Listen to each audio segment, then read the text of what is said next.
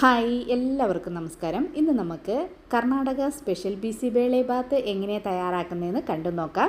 അധികം ഈ ബാംഗ്ലൂർ സൈഡിലൊക്കെ ചെന്ന് കഴിഞ്ഞാൽ നമുക്ക് ഈ റൈസ് ഐറ്റംസ് കുറേ കിട്ടും. രാവിലെ ബ്രേക്ക്ഫാസ്റ്റ് ആയിട്ടും ലഞ്ചിനായിട്ടും അല്ലെങ്കിൽ ഡിന്നറിനൊക്കെ അധികം ഈ റൈസ് ഐറ്റംസാണ്. വെറൈറ്റി ആയിട്ടുള്ള റൈസ് ഐറ്റംസ് ഉണ്ട്. അതിലൊന്നാണ് ഈ ബിസിബേളെ ബാത്ത്. സൂപ്പർ ടേസ്റ്റാണ് ഇത് കഴിക്കാനായിട്ട്, അതുപോലെ തന്നെ സൂപ്പർ ഹെൽത്തിയുമാണ്. വളരെ പെട്ടെന്ന് നമുക്കിത് തയ്യാറാക്കിയെടുക്കാം. പക്ഷേ അതിനൊരു മസാലയൊക്കെ തയ്യാറാക്കണം. അതെല്ലാം ഞാനിതിൽ കാണിക്കുന്നുണ്ട്. ഹോം മെയ്ഡ് ആയിട്ടുള്ള മസാലപ്പൊടിയും നമുക്ക് തയ്യാറാക്കാം ഈ വീഡിയോയിൽ തന്നെ. അപ്പം ആദ്യം നമുക്ക് കുറച്ച് വെജിറ്റബിൾസ് വേണം. ഒരു മീഡിയം സൈസിലെ ക്യാരറ്റും കുറച്ച് ബീൻസും പിന്നെ ഈ നവൽക്കോസ് എന്ന് പറയുന്ന ആ വെജിറ്റബിൾ ഉണ്ട്, അതും ക്യാപ്സിക്കമും തക്കാളിയും ഇതെല്ലാം ചെറുതായിട്ട് കട്ട് ചെയ്ത് ക്യൂബ്സ് ആയിട്ട് കട്ട് ചെയ്ത് മാറ്റി വയ്ക്കാം. ഇനി നമുക്കിതിന് റൈസും പരിപ്പും വേണം. പരിപ്പും അരിയും നമുക്ക് സാധാരണ പച്ചരി കൊണ്ട് ഇത് തയ്യാറാക്കാം, ഇല്ലെങ്കിൽ സോനാ മസൂരി റൈസ് ആണെങ്കിലും മതി. ഞാനിപ്പോൾ ഒരു പാത്രത്തിലേക്ക് 1 കപ്പ് സോനാ മസൂരി അരി എടുത്തിട്ടുണ്ട്. അതേ കപ്പിൽ തന്നെ 1 കപ്പ് നമ്മുടെ സാമ്പാർ പരിപ്പ്, തുവരപ്പരിപ്പ് എടുത്തിട്ടുണ്ട്. ഇത് രണ്ടും ഒരേ ക്വാണ്ടിറ്റിയിൽ എടുക്കണം. നന്നായിട്ട് പരിപ്പും ഈ അരിയും നന്നായിട്ട് കഴുകി ഒരു പ്രഷർ കുക്കറിലേക്ക് നമുക്ക് ചേർത്ത് കൊടുക്കാം. ബിസിബേളെ ബാത്ത് എപ്പോഴും തയ്യാറാക്കാൻ നേരത്ത് പരിപ്പും അരിയും സമം ചേർക്കണം. 1 കപ്പ് അരിക്ക് 1 കപ്പ് പരിപ്പ് ചേർക്കണം. ഇനി ഇതിലേക്ക് കട്ട് ചെയ്ത് വെച്ചിരിക്കുന്ന വെജിറ്റബിൾസ് നവിൽക്കോസും ക്യാരറ്റും ബീൻസും ക്യൂബ്സ് ആയിട്ട് കട്ട് ചെയ്ത് ഇതിലേക്ക് ചേർത്ത് കൊടുത്തു. ഇനി നമ്മൾ വെള്ളം ചേർക്കണം.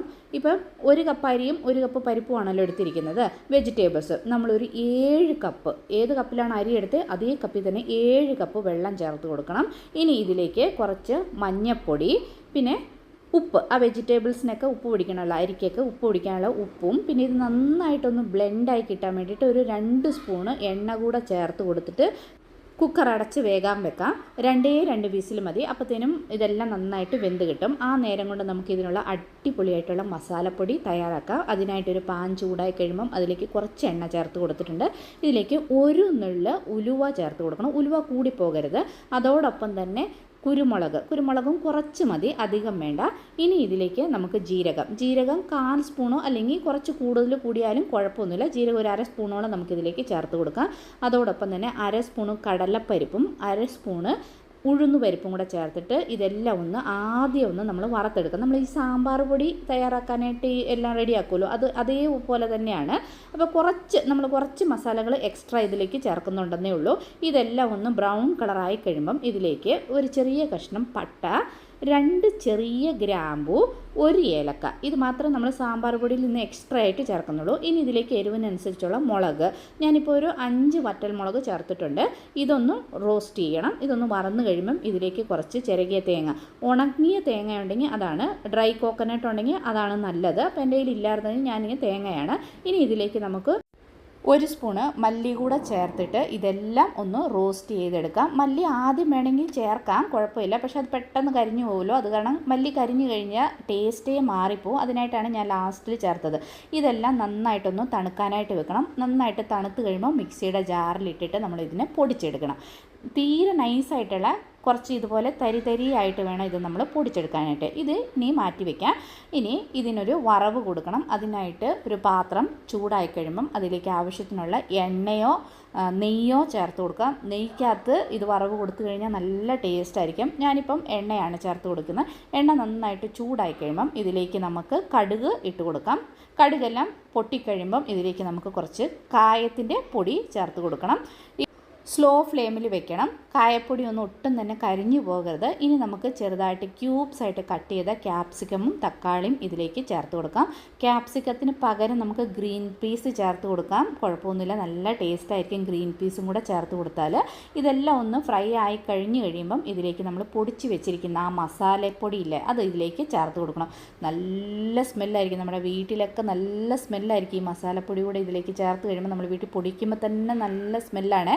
അപ്പോൾ ഇതെല്ലാം ഈ മസാലപ്പൊടി ഒന്നും കരിയാതെ സ്ലോ ഫ്ലെയിമിൽ വെച്ചിട്ട് നമുക്കിതൊന്ന് വറുത്തെടുക്കാം. എന്നിട്ട് ഇതിലേക്ക് നമുക്ക് കുറച്ച് പുളിവെള്ളം, വാളംപുളി ഞാൻ നേരത്തെ വെള്ളത്തിലിട്ട് വെച്ചിരുന്നു, അത് ചേർക്കും. പിന്നെ ഒരു ചെറിയ കഷ്ണം ശർക്കര, ബെല്ലം, ഇതും കൂടെ ചേർത്തിട്ട് ഇതെല്ലാം നന്നായിട്ടൊന്ന് മിക്സ് ചെയ്ത് തിളച്ച് നല്ല ഒരു സ്മെല്ല് വരുമല്ലോ, പുളിയും നമ്മുടെ ആ ശർക്കരയും മസാലപ്പൊടിയുടെ ഒക്കെ സ്മെല്ല് വന്ന് ആ വെള്ളമൊക്കെ ഒന്ന് ഡ്രൈ ആയി കഴിയുമ്പം നമ്മൾ വേവിച്ച് വെച്ചിരിക്കുന്ന പരിപ്പും അരിയും വെജിറ്റബിൾസും അത് നമുക്കിതിലേക്ക് ചേർത്ത് കൊടുക്കാം. ഇത് നമ്മൾ 7 കപ്പ് വെള്ളം ഒഴിച്ചായിരുന്നു, എന്നിട്ടും ഇത് കുറച്ച് തിക്കായിട്ടുള്ളത്. അപ്പോൾ നമുക്ക് ആ കുക്കർ കഴുകിയിട്ട് കുറച്ചുകൂടെ വെള്ളം ഇതിലേക്ക് ചേർത്ത് കൊടുക്കണം. അപ്പോൾ ഒരു 8-9 ഗ്ലാസ് മൊത്തത്തിൽ വെള്ളം വേണ്ടി വരും.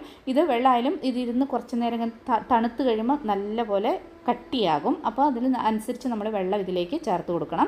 വെള്ളം ചേർത്തിട്ട് നന്നായിട്ട് മിക്സ് ചെയ്യണം. നമ്മൾ വെജിറ്റബിൾസ് വേവിക്കാൻ നേരത്താണ്, അരിയൊക്കെ വേവിക്കാൻ നേരത്തായിരുന്നു ഉപ്പിട്ടത്. ഇപ്പോൾ ഇതെല്ലാം നന്നായിട്ട് മിക്സ് ചെയ്ത് കഴിഞ്ഞിട്ട് ഉപ്പൊക്കെ ഒന്ന് നോക്കിയിട്ട് ഉപ്പൊക്കെ വേണമെന്നുണ്ടെങ്കിൽ ഇത് ചേർത്ത് കൊടുത്തിട്ട് ഇളക്കിക്കൊണ്ടിരിക്കണം. ഇങ്ങനെ നന്നായിട്ട് തിളയ്ക്കാൻ തുടങ്ങി കഴിയുമ്പം ഇതിലേക്ക് കുറച്ച് അധികം തന്നെ മല്ലിയില കൂടെ ചേർത്ത് കൊടുത്തിട്ട് നന്നായിട്ട് മിക്സ് ചെയ്ത് മൂടി, വേണമെങ്കിൽ മേലെ കുറച്ച് നെയ്യും കൂടെ ഒഴിച്ചിട്ട് മൂടി കുറച്ച് നേരം വെച്ച് കഴിഞ്ഞിട്ട് ഒരു 5-10 മിനിറ്റ് വെക്കണം. അപ്പോൾ ഒന്നുകൂടി ഒന്ന് ഇത് നന്നായിട്ടൊന്ന് കട്ടിയായിട്ട് കിട്ടും. ഇതിപ്പോൾ നല്ല ചൂടുണ്ട്, കുറച്ച് തണുത്ത് കഴിയുമ്പോൾ കുറച്ചുകൂടി ഒന്ന് കട്ടിയായിട്ട് കിട്ടും.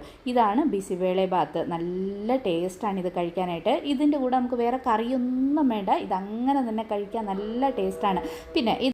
പിന്നെ ഉണ്ടല്ലോ, ഈ ബിസിബേളെ ബാത്ത് നമ്മൾ സെർവ് ചെയ്യുമ്പോൾ നമ്മൾ ആദ്യം ബിസിബേളെ ബാത്ത് ഇങ്ങനെ ഒരു പ്ലേറ്റിലേക്ക് ഇത് നമ്മൾ ചൂട് ബിസിബേളെ ബാത്ത്, നല്ല സ്മെല്ലാട്ടോ, നല്ല ടേസ്റ്റുമാണിത്. അതിൽ പരം ഇത് നല്ല ഹെൽത്തിയാണ്, കുട്ടികൾക്കൊക്കെ നല്ലതാണിത്. വേറെ കറിയൊന്നും വേണ്ടല്ലോ, നമുക്ക് ഇത് തന്നെ ഇങ്ങനെ കഴിക്കാം. ചൂട് ബിസിബേളെ ബാത്ത് ഇങ്ങനെ പ്ലേറ്റിലേക്ക് എടുത്തിട്ട് അതിൻ്റെ മുകളിലേക്ക് കുറച്ച് നെയ്യ് ഇങ്ങനെ ഒഴിച്ചിട്ട്, പിന്നെ ഒരു ബൂന്തി എന്ന് പറഞ്ഞ സാധനം കിട്ടുമല്ലോ, ഈ നമ്മളിപ്പം കാറ ബൂന്തി എന്ന് പറയും, ആ ബൂന്തി ഇങ്ങനെ ഇതിൻ്റെ മുകളിൽ കൂടെ വിതറിയിട്ട് വേണം ഇത് കഴിക്കാനായിട്ട്. അപ്പോൾ സ്വർഗ്ഗമാണ് ഇത് കഴിക്കാൻ, അത്ര ടേസ്റ്റാണ്. എനിക്കിപ്പോൾ ബൂന്തി കിട്ടിയില്ല, അപ്പം ഞാൻ ഈ MTRൻ്റെ കാറ മിക്സ്ചർ മേടിച്ചിട്ട് അതാണ് ഇട്ട് കഴിക്കുക. അപ്പോൾ നല്ല ടേസ്റ്റാണ്.